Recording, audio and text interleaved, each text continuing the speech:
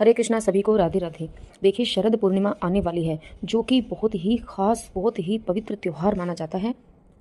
आश्विन मास के पूर्णिमा तिथि को ही शरद पूर्णिमा का त्योहार मनाया जाता है और इस दिन माता लक्ष्मी धरती पर भ्रमण करती हैं और रात के समय खीर का भोग लगाकर खीर को प्रसाद रूप में आसमान में खुले आकाश में रखा जाता है।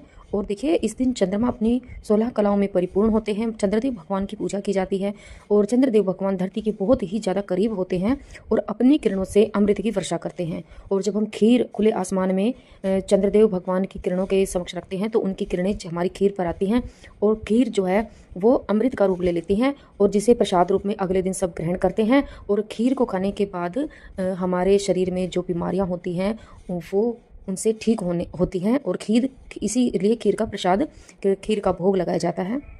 और शरद पूर्णिमा को रास पूर्णिमा, कोजागरी पूर्णिमा भी कहा जाता है। और रास पूर्णिमा इसलिए कहा जाता है क्योंकि इस दिन भगवान श्री कृष्ण महारास करते हैं, गोपियों के साथ मिलकर महारास करते हैं। और कोजागरी इसलिए कहा जाता है क्योंकि माता लक्ष्मी ये देखती है कि कौन कौन जाग रहा है और जो जाग रहा होता है, माता लक्ष्मी की पूजा अर्चना कर रहा होता है, उस पर माता लक्ष्मी की विशेष कृपा होती है। तो इस दिन पूजा अर्चना की जाती है, माता लक्ष्मी की पूजा की जाती है, श्री हरि विष्णु जी की पूजा की जाती है और भगवान श्री कृष्ण का महारास का आनंद लिया जाता है। आप भी अपने घर में सभी के साथ मिलकर महारास कर सकते हैं और गोपी गीत का पाठ किया जाता है। तो देखिए, माता लक्ष्मी की पूजा, शरद पूर्णिमा की जो पूजा है वो किस तरह करते हैं, आइए हम देख लेते हैं। तो देखिए, हमें सबसे पहले एक चौकी लगा लेनी है और चौकी पर हमें पीले कलर का वस्त्र बिछा देना है क्योंकि ये भगवान श्री हरि विष्णु जी की, माता लक्ष्मी की पूजा है, तो पीले कलर का वस्त्र बिछा दें। और उसके बाद भगवान माता लक्ष्मी की, श्री हरि विष्णु जी की इस तरह की फ़ोटो जो चंद्रमा इसमें है, देखिए, क्योंकि इस दिन चंद्रदेव की भी पूजा की जाती है, तो आप यहाँ पर इस तरह की भी फ़ोटो ले सकते हैं जिसमें चंद्रदेव भगवान स्पष्ट रूप से दिखाई दे रहे हों। तो वो आप फ़ोटो कुछ चावल या कुछ पुष्प रखकर आप यहाँ पर विराजमान कर लें और उसके बाद कलश स्थापना कर लें। कलश स्थापना किस तरह की जाती है, ये वीडियो मैंने अपनी पिछली वीडियो में कई बार बताया है, तो आप वहाँ से देख सकते हैं। तो उसके बाद अपनी कलश को आप सुंदर सा सजा सकते हैं फूलों से। माता की फ़ोटो का, श्री हरि लक्ष्मी जी की, विष्णु भगवान की फ़ोटो का आप सुंदर सा श्रृंगार कर सकते हैं, पुष्प अर्पित करें, माला चढ़ा सकते हैं। और यहाँ मैंने कलश को भी माला अर्पित किया है। और देखिए, ये पूजा आप अपने खुले आसमान में भी कर सकते हैं क्योंकि देखिए, इस दिन चंद्रमा की पूजा होती है, तो जहाँ से आपको चंद्रमा के दर्शन हो रहे हों बहुत ही स्पष्ट रूप से, आप वहाँ पर भी ये पूजा कर सकते हैं। नहीं तो आप अपने घर में कर सकते हैं, अगर आपको दिखाई नहीं दे रहे हो तो इस तरह से कर सकते हैं। तो आपको अगर अंदर घर में कर रहे हैं तो आपको इस तरह से पटे पर, जहाँ आपने चौकी लगाई है वहाँ आप चावलों की ढेरी बनाकर, हमने चंद्रदेव भगवान बनाए हैं, तो आप यहाँ पर चावलों से चंद्रदेव भगवान बना लें। और देखिए, जो चंद्रदेव भगवान है ना, उनको चांदी बहुत ज़्यादा प्रिय है, तो हमने यहाँ पर इसलिए चांदी का सिक्का रख दिया है। और क्योंकि चांदी, सफ़ेद चीज़ भगवान चंद्रदेव भगवान को अर्पित किए जाते हैं, बहुत ही ज़्यादा प्रिय होते हैं। तो आप इस पूजा में सफ़ेद कलर के पुष्प लें, सफ़ेद कलर का भोग लें, क्योंकि चंद्रदेव भगवान को सफ़ेद चीज़ चढ़ाई जाती है, तो इस तरह से पूजा की जाती है।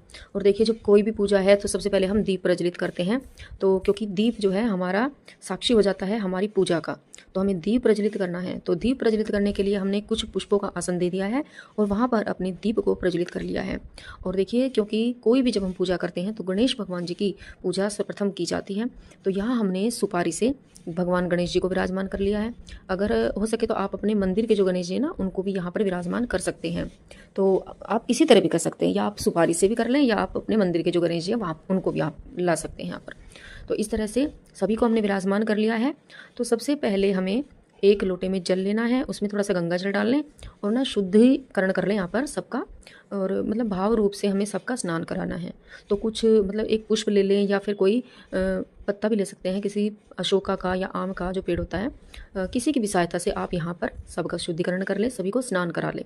तो जल के छींटे देकर हमने सभी को स्नान करा दिया है। तो उसके बाद तिलक लगाया जाता है। तो देखिए, माता लक्ष्मी को हम चंदन का रोली से तिलक कर देंगे, क्योंकि माता लक्ष्मी को लाल चीज़ अर्पित की जाती है, तो रोली से तिलक कर देंगे। भगवान श्री विष्णु जी को हम चंदन से तिलक कर देंगे, तो हमने चंदन से तिलक कर दिया है। अपने कलश देवता को भी हम चंदन से तिलक कर देंगे। अपने कलश देवता पर आप स्वास्तिक भी निकाल सकते हैं। और इसी प्रकार अपने जो हमने दीप प्रज्वलित किया है, तो अपने दीपक का, क्योंकि साक्षात अग्निदेव भगवान है हमारे दीपक, तो हम उनका भी तिलक कर देंगे, उनको भी तिलक करेंगे।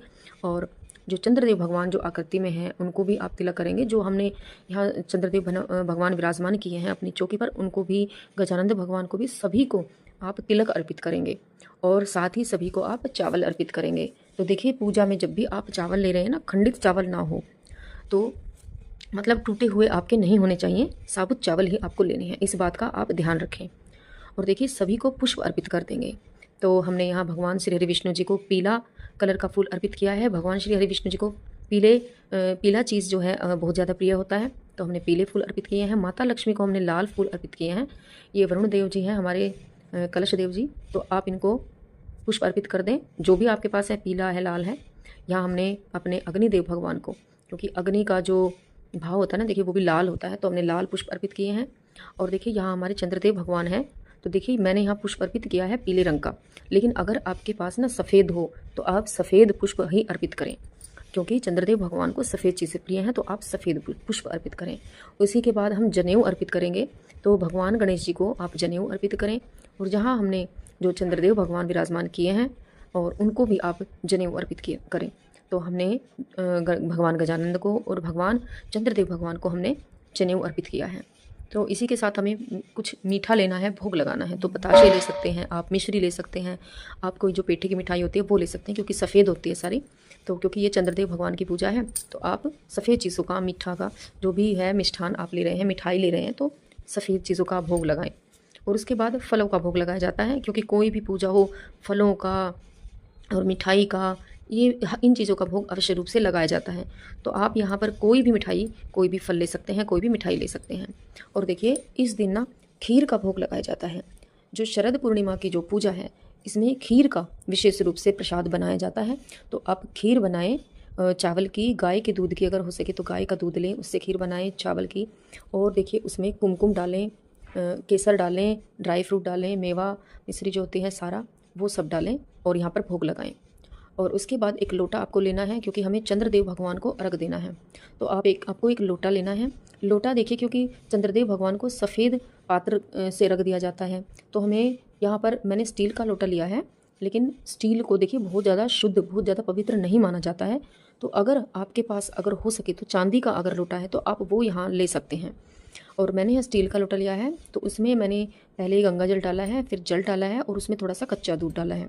क्योंकि देखिए जो चंद्रदेव भगवान की पूजा है उसमें दूध, जो जल अर्पित करते हैं ना चंद्रदेव भगवान को, तो उसमें दूध अवश्य रूप से डाला जाता है। तो कच्चा दूध थोड़ा सा आपको यहाँ पर अवश्य रूप से डालना है और कुछ थोड़ा सा मीठा उसमें डाल दें लोटे में। तो सफ़ेद जो बताशा हमने लिया या मिश्री या चीनी, किसी के भी दाने आप इसमें डाल दें। अगर आपके पास सफ़ेद पुष्प है तो आप सफ़ेद पुष्प यहाँ लोटे में अवश्य रूप से डालें।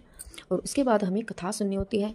कथा सुनने के बाद हमने जो हाथ में पुष्प वगैरह लिए हैं, पुष्प लिए हैं, थोड़े से चावल लिए हैं, वो हम थोड़े से अपने लोटे में डाल देंगे, थोड़े से हम भगवान के समक्ष छोड़ देंगे और हाथ जोड़कर भगवान से प्रार्थना करेंगे, क्षमा याचना करेंगे। और जो आपने दीपक रखा है ना, दीपक से ही आप माता लक्ष्मी की, चंद्रदेव भगवान की, सभी की आरती कर लें, भगवान श्री विष्णु की सभी की आरती करें। और इसी के साथ ही शरद पूर्णिमा की पूजा की जाती है। हरि कृष्ण।